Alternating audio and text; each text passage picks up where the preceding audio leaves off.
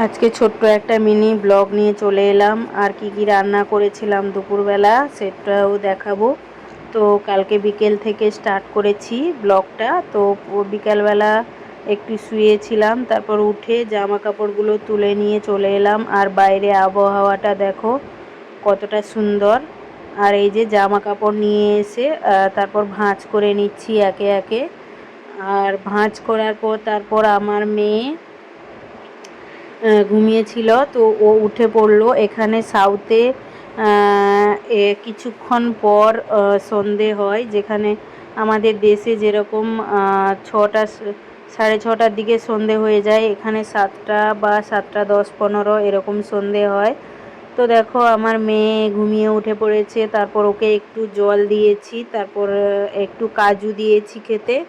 তো কাজু খাচ্ছে, তারপর ওর মাথাটা বেঁধে দিচ্ছি। মাথাটা একটু ঝাপড়া হয়েছে, ওর চুল আছে, আমরা দেশে গেলে তখন ওর চুলটা নামিয়ে দিয়ে আসবো ঠাকুরের কাছে। তারপর দেখো এই যে মাথাটা বেঁধে দিয়েছি আর ও বসে কাজু খাচ্ছে আর উল্টো জামা পরেছে। আর দেখো বাসন ছিল, দুপুরবেলা আমি বাসন মাজিনি, বিকেলে মাজবো বলে, তো ঘরের বাসনগুলো মেজে নিলাম সন্ধে দেখিয়ে। তারপর আবার দোকানের বাসন চলে এসছে, সেগুলো মেজে নিলাম। আর দেখো বাইরে দেখো চাঁদটা উঠেছে কি সুন্দর। আর আমার বরমশাই মার্কেট গেছিল, আখের জুস নিয়ে এসছে। তো দেখো আখের জুসটা খেতে কিন্তু দারুণ লাগে আমার, তাই বলেছিলাম নিয়ে আসতে।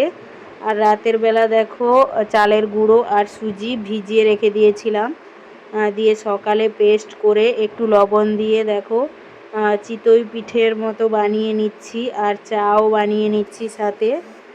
আর এই যে দেখো ঘর ঝাড়ু টাড়ু মেরে পোছা মেরে তারপর চান করে চলে এসেছি পুজো দিতে। আর আমার মেয়ে ঝাড়ু মেরে দিচ্ছে, পোছা মেরে দিচ্ছে। তো দেখো এই যে পুজো হয়ে গেছে, এবার রান্না বান্না করব। তো বাদাম আর পোস্ত আর কাঁচা লঙ্কা বেটে নিয়েছি, আর এক পাশে ঢেঁড়স ভাজা আলু ভাজা করে নিচ্ছি। আর এক পাশে দেখো ঝিঙে আলু বসিয়ে দিয়েছি, আর এক পাশে পটল ভাজতে বসিয়ে দিয়েছি। পটলটাও একসঙ্গে দিয়ে পোস্ত তৈরি করব। তো তারপর দেখো ভেজে নিয়েছি, তারপর তেলের মধ্যে কালো জিরে ফোড়ন দিয়েছি, তারপর ওই বাটা মশলাটা দিয়ে দিয়েছি, পোস্ত কাজু বাদাম কাঁচা লঙ্কা আর কিছু দিইনি। আর একটু জল দিয়ে মিক্সি ধোয়া জল দিয়ে তারপর ভালো করে কষিয়ে নেব। তো আজকে যেহেতু নিরামিষ আর কাঁচা লঙ্কা কিছুটা দিয়েছি।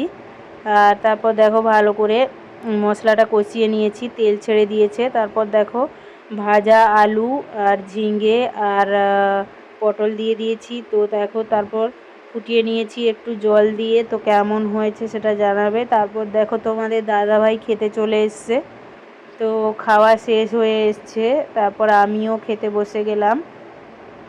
তো কেমন লাগলো ব্লগটা কমেন্টে অবশ্যই জানাবে। সবাই ভালো থাকবে, সুস্থ থাকবে, শেয়ার করে পাশে থাকবে।